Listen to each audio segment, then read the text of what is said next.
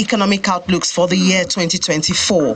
The Chartered Institute of Bankers is contributing to the conversation with a tilt to impact on businesses. The experts in related fields are in attendance, but also are the youths. Exposing them to the realities of doing business in Nigeria is the intention. That this step was necessary. President of CIBN, Mr. Ken Opara, joins virtually. He welcomes the panel and other attendees and leaves the floor for discussions. The tone is set by the Director of Monetary Policy at the Central Bank of Nigeria, Dr. Mohammed Tumala, who represented the Deputy Governor Economic Policy.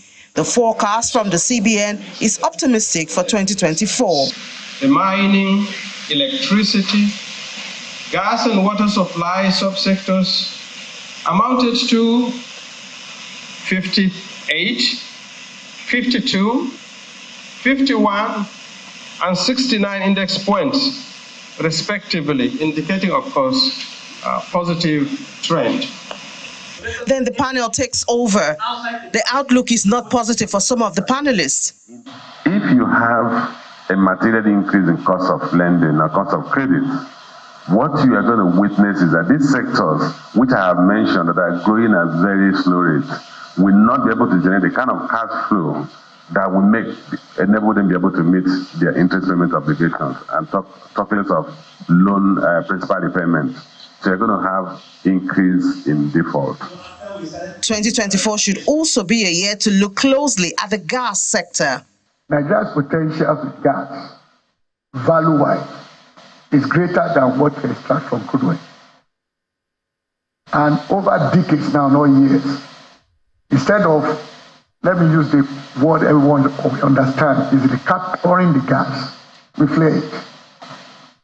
And then, of course, we had investment in LNG, as you said. And what we have done so far is expropriate 48% of the capacity, which means we still have unused capacity to start with. Secondly, even what we produce oftentimes, in actual fact, have been budgeted for 25 years. However, there are strategies for way forward. People talk about comparative competitiveness. Okay? That's what it should be. Comparative competitiveness. Because comparative advantage is not it anymore. It's the good and not so good, and the participants have to study both sides for progress.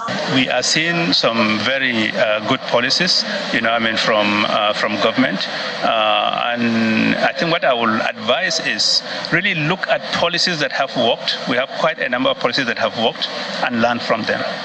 Okay, and look at policies that have failed and essentially just drop them. For CIBN, the success of the event is not enough. Following up for implementation is next.